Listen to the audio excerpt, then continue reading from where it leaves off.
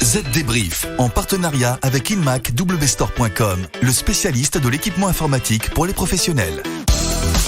Bonjour à tous et bienvenue pour un nouvel épisode du Z Débrief, votre podcast sur l'actualité de la transformation numérique. Bonjour Estelle. Bonjour David, bonjour à tous. Alors au programme de la semaine, l'actualité internationale qui s'invite dans le monde de la transformation numérique. Je veux parler bien évidemment du conflit en Ukraine et de ses conséquences sur le géant de la sécurité informatique russe, Kaspersky. Il sera aussi question du secteur des smartphones reconditionnés en France. Certains acteurs utilisent le terme reconditionné n'importe comment, une belle arnaque, vous l'entendrez. Cette semaine, on va aussi vous parler du dernier bébé d'entrée de gamme de la marque à la pomme, l'iPhone SE millésime 2022. Il sera aussi question de gros sous avec les 1,7 milliard d'euros d'investissement prévus par le gouvernement français pour la 5G industrielle. Notre rubrique pratique sera dédiée au nettoyage et à la désinfection des AirPods. Et pour finir, nous verrons avec Louis Adam de la rédaction de ZDNet qu'il n'est pas si facile de savoir qui lance des cyberattaques contre vous. Allez, le Z Débrief, c'est parti. Les dernières infos. La guerre en Ukraine fait rage et les sanctions internationales contre la Russie ne cessent de tomber. Mais le conflit se joue aussi bien sur le terrain que sur la toile. Du coup, en France, les autorités viennent de mettre en garde les utilisateurs de services et produits commercialisés par la société russe de cybersécurité Kaspersky. Ils sont invités à se méfier de l'arme que pourrait constituer une telle société pour Moscou. Dans le même temps, et c'est assez ambigu, cette même source indique que pour l'instant, le niveau de qualité des services et produits de Kaspersky n'est pas altéré. Surtout, les utilisateurs sont invités à ne surtout pas déconnecter les produits de sécurité informatique de leur machine. Bref, c'est très flou. Oui, donc il faut se méfier, mais en même temps garder la protection des produits du géant russe de la sécurité informatique pour l'instant et commencer à chercher un nouveau prestataire. Enfin bref, ce n'est pas très clair tout ça. Du côté de Kaspersky, on ne prend pas parti dans le conflit et on se borne à dire que la guerre n'est bonne pour personne. Et en particulier, on l'imagine pour ses affaires. Pour sa défense, la société russe rappelle qu'elle est régulièrement auditée et qu'elle s'est aussi pleinement impliquée dans l'écosystème français de la cybersécurité. De quoi pense-t-elle démontrer sa neutralité dans ce conflit qui oppose de nombreuses nations à son pays. Il faut dire que Kaspersky est un peu rodé à l'exercice. Déjà en 2017, la société avait été accusée par des services de renseignement américains. Il l'a soupçonné de profiter de ses accès aux ordinateurs américains pour communiquer des informations aux services de renseignement russes. Kaspersky s'en était alors sorti en ouvrant plusieurs centres de transparence à travers le monde. De quoi offrir à ses clients la possibilité de venir observer le code source de ses produits sous certaines conditions. Et maintenant, ce coup de tonnerre dans le monde des smartphones et tablettes reconditionnés. Une enquête de la DGCCRF, la Direction Générale de la Concurrence, de la Consommation et de la Répression des Fraudes, montre que plus de la moitié des magasins et sites de vente en ligne spécialisés dans ces produits sont aujourd'hui dans l'illégalité. Ça fait beaucoup quand même, surtout quand on connaît l'engouement pour ce matériel bon marché. Rien qu'en 2020, le reconditionné a pesé pour 13% de l'ensemble des smartphones vendus en France, une proportion qui ne fait qu'augmenter depuis. Le piège, c'est que le terme reconditionné implique que l'état et le fonctionnement de ces appareils a été vérifié, ce qui suppose à chaque fois la réalisation d'une batterie de tests et certains reconditionneurs se montreraient peu regardants sur la qualité des tests qu'ils effectuent. Et surtout, les éléments fournis aux clients ne leur permettent pas de connaître le degré d'usure des équipements, ni de comparer les produits entre eux ou encore de comparer la qualité d'un produit reconditionné à un produit neuf. Sans parler de la proposition de garantie payante de 2 ans pour ces produits, alors que légalement, elle est gratuite. Ou encore des manquements dans la certification des produits reconditionnés, car oui, cela nécessite de faire appel à un organisme tiers accrédité. Bref, c'est un peu la jungle sur ce marché. De quoi amener l'État dans les mois à venir à modifier la réglementation sur ces produits reconditionnés, histoire de protéger un peu mieux les Français de ces arnaques. Allez David, je vous laisse la parole car comme à chaque fois qu'on parle d'Apple, c'est vous l'expert. Alors racontez-nous, quelles sont les caractéristiques du dernier né d'Apple ? Eh bien la société vient de dévoiler son nouveau smartphone d'entrée de gamme, l'iPhone SE de 3e génération. Par rapport au précédent sorti il y a 2 ans, ce smartphone, dit économique, a en plus une connectivité 5G, un processeur A15 et un meilleur appareil photo. L'appareil dispose aussi toujours d'un écran de 4,7 pouces, mais cette fois-ci, le verre est plus résistant à l'avant comme à l'arrière. Parlons maintenant des choses qui me fâchent généralement chez Apple. Le prix, j'imagine qu'il est encore mirobolant. Pas du tout. S'il y a 2 ans, l'iPhone SE 2020 se vendait 489 €, la version 2022 est à 529 €. Quoi ? C'est une plaisanterie. Oui, Estelle. Apple avait promis de baisser le prix de ses smartphones dédiés aux clients modestes. Un pari que la société n'a sans doute pas su relever en raison des pénuries actuelles de puces et de l'augmentation des prix générales constatées sur le marché des smartphones. Au fait, si vous êtes intéressé, les précommandes ont commencé pour une disponibilité de l'appareil en magasin le 18 mars. Pariez sur la modernité avec le Lenovo ThinkBook. Une gamme pensée pour l'entreprise, conçue pour vous avec ses différentes tailles d'écran pour répondre à tous vos besoins. Choisissez l'ultra-légèreté avec le ThinkBook 13X, la polyvalence avec le 14S Yoga convertible, les performances maximales avec le 15P ou le double écran tactile avec le Lenovo ThinkBook Plus. Découvrez toute la gamme Lenovo ThinkBook chez Inmac W Store.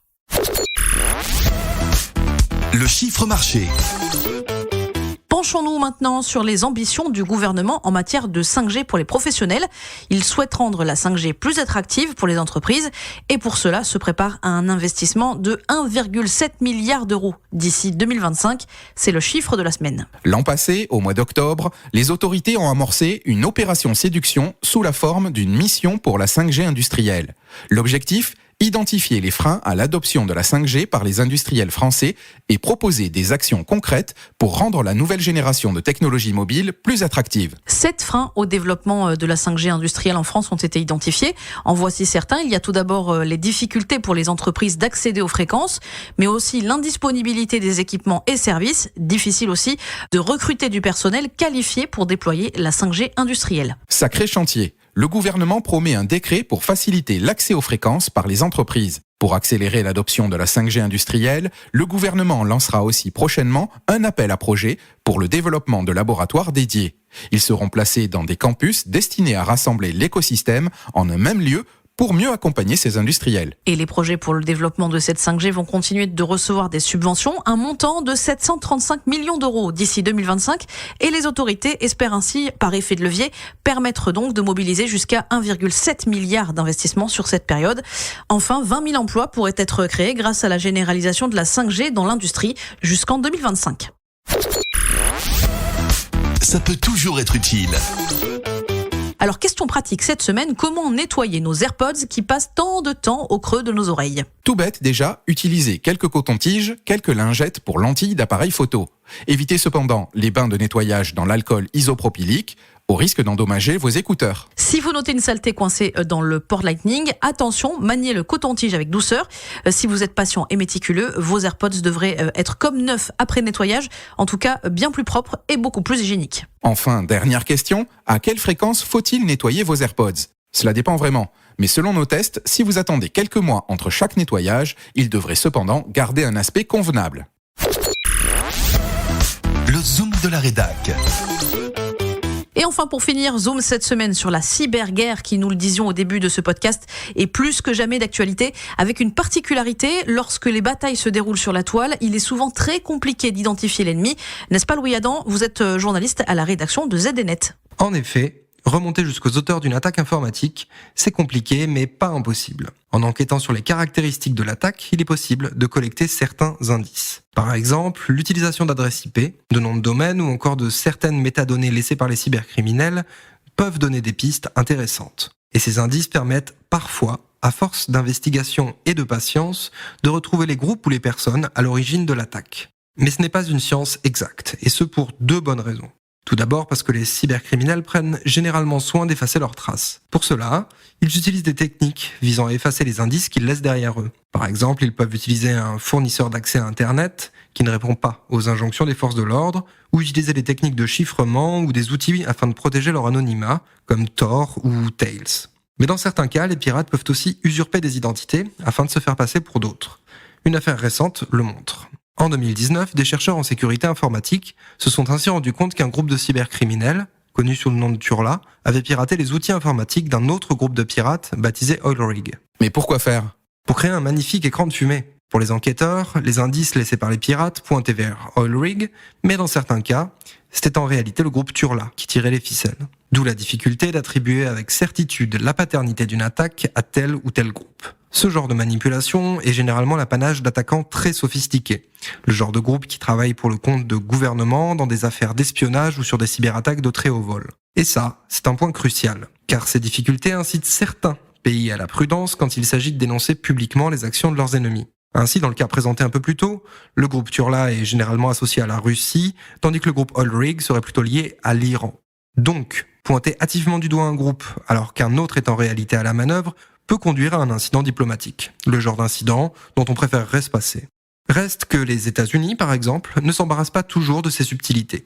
Ils se sont fait une spécialité de dénoncer publiquement les responsables d'attaques informatiques, et il s'agit le plus souvent de la Chine, de la Russie ou de la Corée du Nord, des ennemis sur le plan géopolitique. La conséquence de cette stratégie, c'est que les accusés ont toujours la possibilité de se dédouaner. Il leur suffit de rappeler que l'attribution des attaques n'est pas une science exacte et que les faits rapportés par les enquêteurs ne sont pas des preuves irréfutables, mais de simples spéculations. Merci Louis. Allez, le Z Débrief, c'est terminé. Votre podcast reste disponible comme chaque semaine sur toutes les plateformes d'écoute, comme Spotify, Deezer ou encore Apple Podcast. Et si vous aimez Z Débrief, n'hésitez pas à nous le faire savoir en ajoutant de petites étoiles ou des commentaires. N'hésitez pas non plus à écouter ZDTech, le podcast de la rédaction de ZDNet. Il vous attend tous les matins dès 8h pour faire le point sur un sujet d'actualité du monde de l'IT et des telcos. À la semaine prochaine. Bye bye. Z Débrief, en partenariat avec InMacWstore.com, le spécialiste de l'équipement informatique pour les professionnels.